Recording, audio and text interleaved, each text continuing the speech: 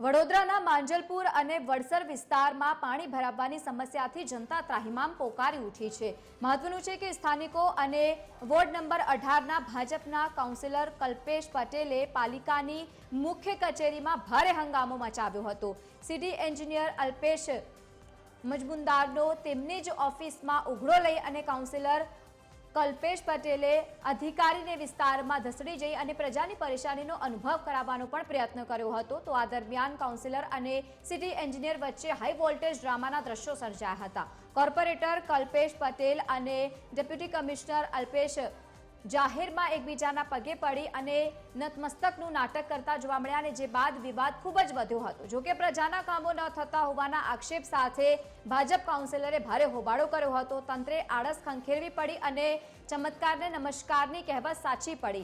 જે અધિકારીઓ અત્યાર સુધી એસી ઓફિસમાં બેસીને વહીવટ કરતા હતા તેઓ ઓફિસની બહાર નીકળીને સ્થળ પર દોડ્યા અને દક્ષિણ ઝોનના ડેપ્યુટી કમિશનરની જવાબદારી સંભાળતા સિટી એન્જિનિયર અલ્પેશ મજમુદારે આ મામલે 3 વાગ્યા સુધી સ્થળ પર ઊભા રહીને કામ કરાવવું પડ્યું। આ મામલે કામમાં બેદરકારી દાખવનાર દક્ષિણ ઝોનના 2 એન્જિનિયરોને નોટિસ ફટકારી અને ખુલાસો પણ મંગાવ્યો છે।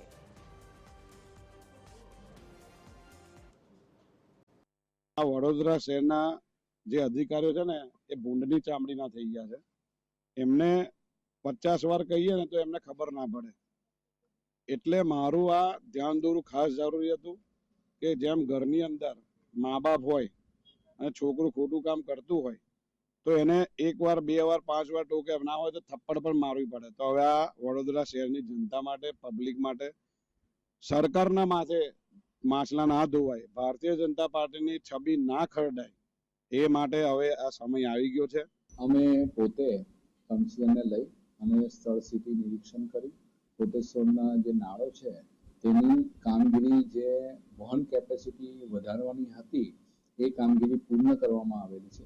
એટલે આ વખતે જે વરસાદ છે તેની અંદર આ નાળું નોર્મલી તો અત્યાર સુધી ઉભરાઈ જતું હોય છે। આ વખતે એકવાર ઉભરાયું તો નથી પણ એના જે ટોટલ પાઇપ છે એના 50% કેપેસિટીનો ફ્લો ચાલુ રહેલો છે। વડોદરામાં સમસ્યાની ભરમાર એટલી બધી છે કે હવે ચોમાસામાં હેરાન થતા નાગરિકો માટે કાઉન્સિલરોએ અધિકારીઓ પર ઉગ્ર થવાનો વારો આવી રહ્યો છે। કલ્પેશ પટેલ માંજલપુરના કાઉન્સિલર છે। વડસર વિસ્તારમાં આ ઉપરાંત કોટેશ્વર વિસ્તારમાં જે પણ સમસ્યાઓ હતી તેને લઈને તેઓ ઉગ્ર થયા। અધિકારી સાથે બોલાચાલી થઈ। બાદમાં અધિકારીને તેઓ વિસ્તારમાં દોરીને લાવ્યા, ત્યાં નતમસ્તકનું નાટક થયું। આખોએ વિવાદ થયો ત્યારબાદ વડોદરા મહાનગરપાલિકાનું તંત્ર દોડતું થયું છે અને હવે જે અધિકારીઓ અત્યાર સુધી ઓફિસમાંથી બહાર નહોતા નીકળતા તે મોડી રાત સુધી જાગીને વિસ્તારના કામો કરાવી રહ્યા છે। અહીંયા આપ જોઈ શકો છો રોડની સમસ્યા છે, તેને લઈને વર્ષોથી તેઓ સમસ્યા અંગે રજૂઆત કરતા હતા, પરંતુ આજે વિવાદ થયો તેની પહેલા સુધી આ કામ નહોતું થતું, પરંતુ હવે અહીંયા રોડાછારું નાખીને વિસ્તારમાં ભરાતા પાણી અને રોડની તકલીફોમાંથી લોકોને રાહત આપવાનો પ્રયત્ન કરવામાં આવી રહ્યો છે।